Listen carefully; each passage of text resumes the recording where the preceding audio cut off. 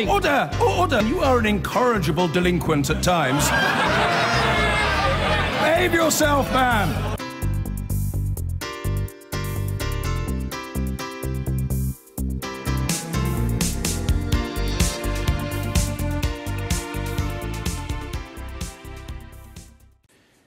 The US technology giant Google has been fined more than £2 billion by the European Commission for breaking competition laws.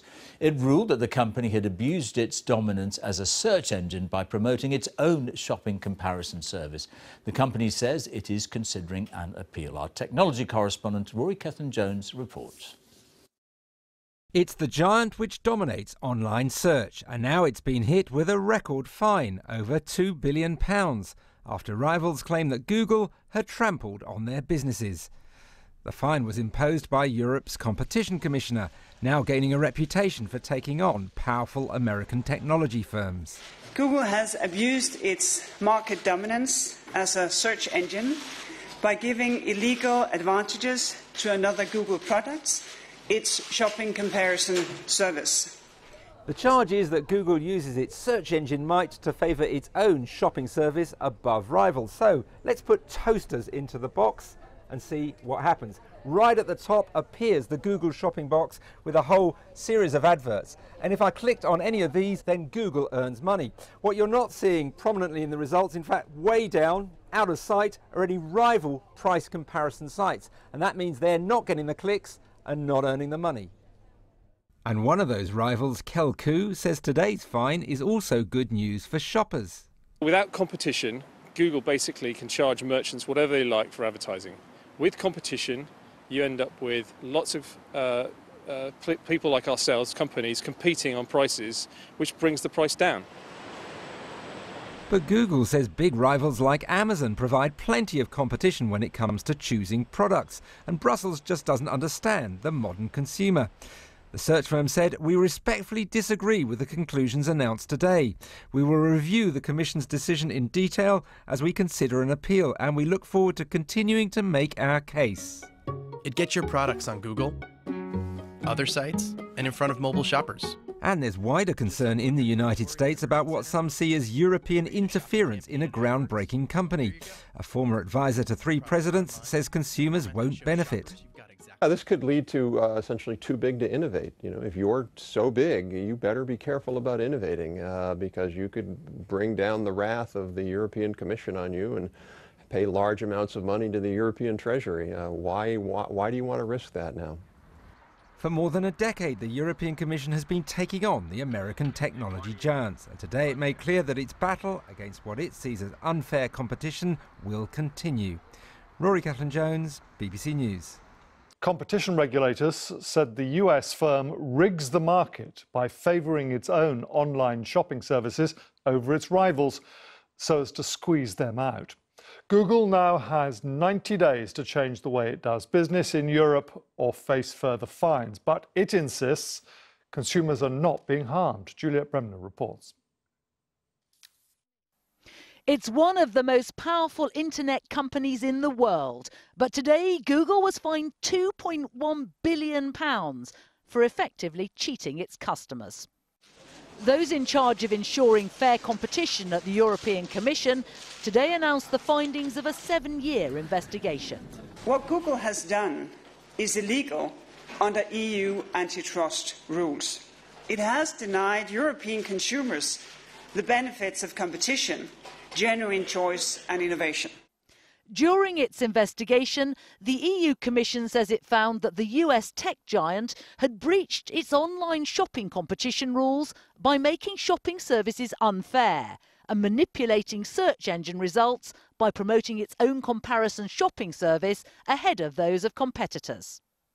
Think of Google Shopping as your little matchmaker. Google uses its brand dominance to force companies to pay for the right to appear on the first page of search results. Someone out there is searching for what you're selling. You're not necessarily going to something that's branded Google. It's not a Google item you're buying, but they're somehow profiting from it. No, that's right. So I might type in T-shirt and a range of T-shirts will appear and it will say sponsored content, very small. The companies who are offering that T-shirt have had to pay Google some money. I get less choice, and other T-shirt manufacturers have less access to the market, so there's less competition. Rival search company Kelku says the effect on its business has been nothing short of catastrophic. On our business, it's been really devastating. We've lost over 95% of our traffic coming from Google over the last 7 or 8 years.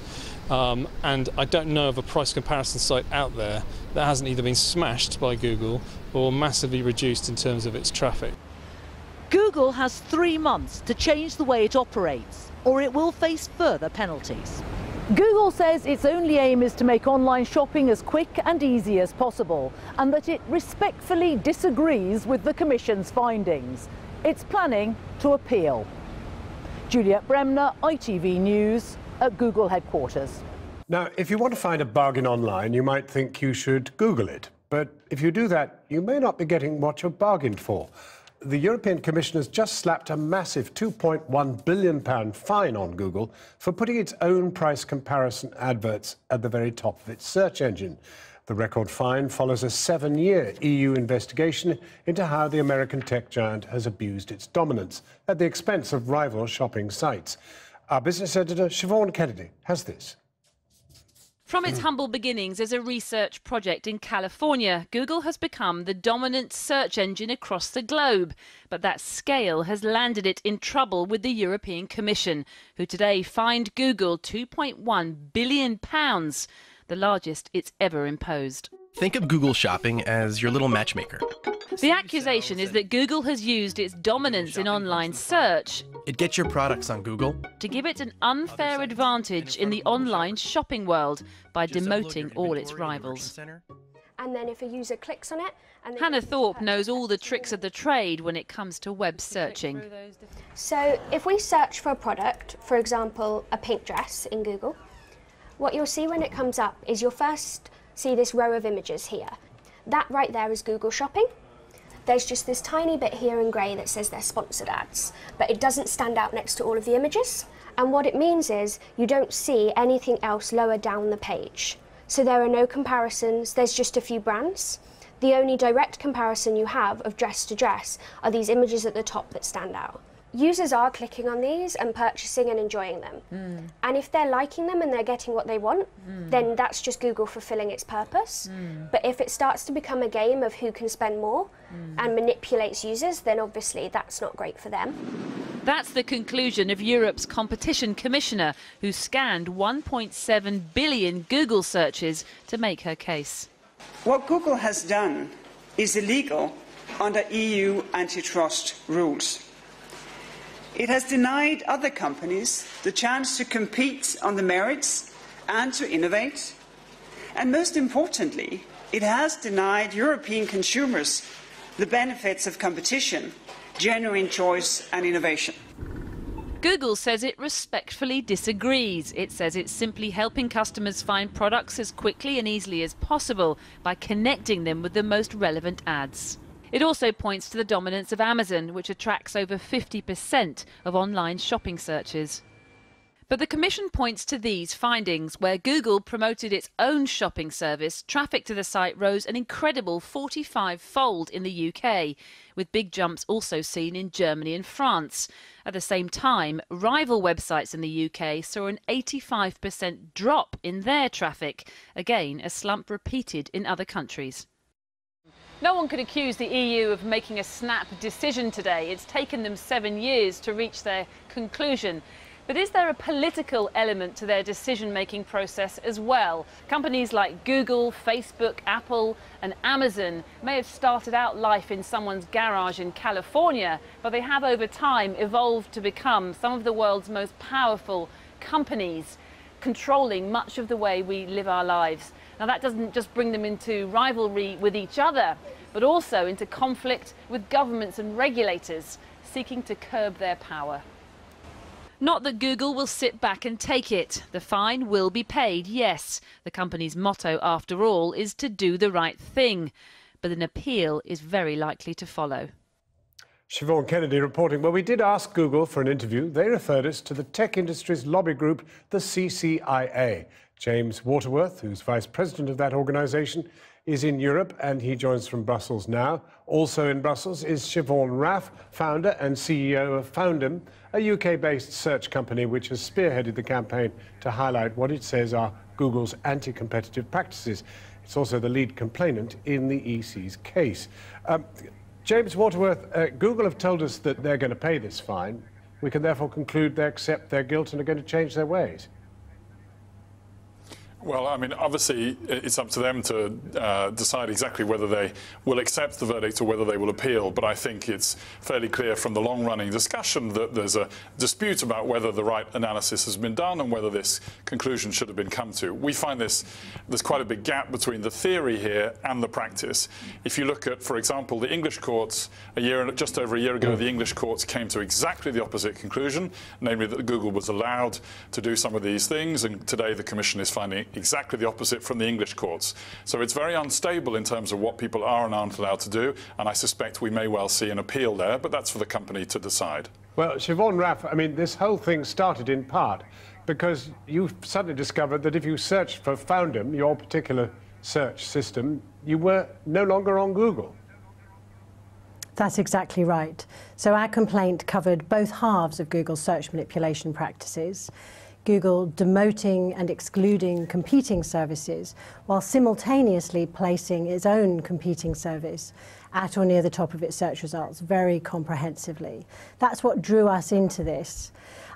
Today's guilty verdict is very important, not really because of the headline-grabbing fine, but because the other half of a prohibition decision says that Google needs to cease and desist these anti-competitive practices.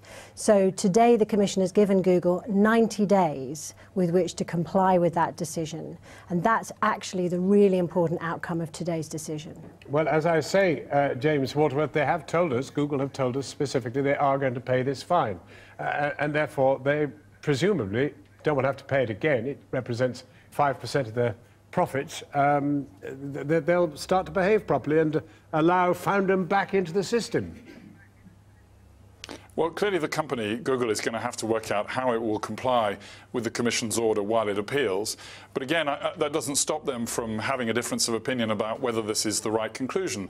The Commission today seems to have spent a lot of time focusing on the impact of Google services on its competitors and quite little time focusing on the impact, the positive impact on consumers and indeed the vibrant competition in general. There are a huge number of e-commerce sites, forgive me just for a moment. for example, in the United Kingdom. But Siobhan has just spelt out exactly what happened to her. You can't bask in the certainty that that was a wonderful thing to do. It's quite clear the court thought otherwise.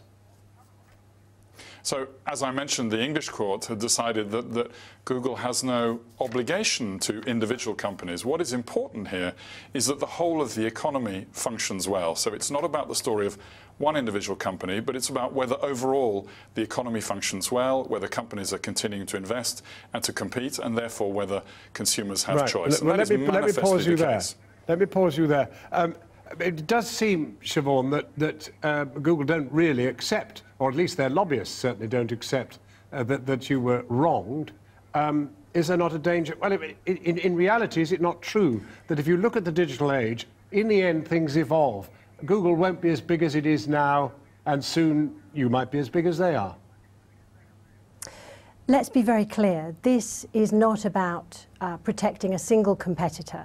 This is about protecting competition across an entire market sector and innovation and consumer choice across the internet.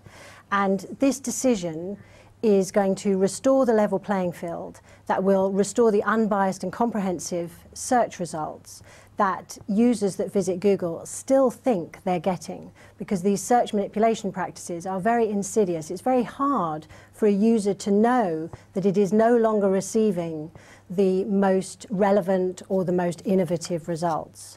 I'd also like to highlight that this isn't about one company. It's not even about comparison shopping services. This is about Google manipulating its core search results in order to commandeer the traffic and revenues of adjacent sectors. And Google is also doing this with its travel search service, its local search service. Left unchecked, Google as the gateway to the internet can commandeer the traffic and revenues of practically every vertical and thereby deny consumers access to the best and most relevant and innovative results. Pretty argument, and pretty good consumers argument, are paying for James this. Waterworth, is it not? Pretty good argument, pretty strong?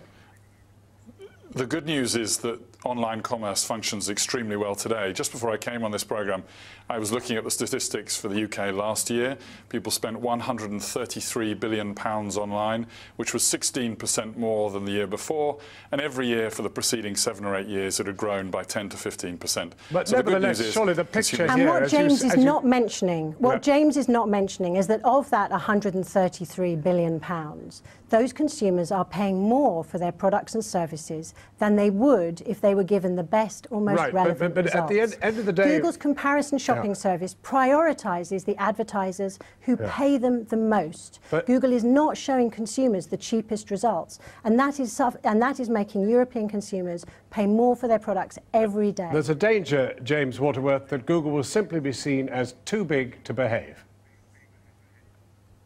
I'm sure that Google and any other company needs to behave. What the discussion is really about here is where we draw the line in terms of allowing companies to innovate. What we really don't want to do is go back 10 years into the past and serve all Channel 4 viewers who are surfing the internet for offers with extremely basic services which don't supply them with the answers that they've come to expect in the time that they've come to expect it. They expect more and they expect better and they expect quicker. Happily, they have the choice today, and that means that the Commission risks coming down on the wrong side of the argument. We'll see how history evolves from this point. But James Waterworth and Siobhan Raff, thank you both very much. Thank you.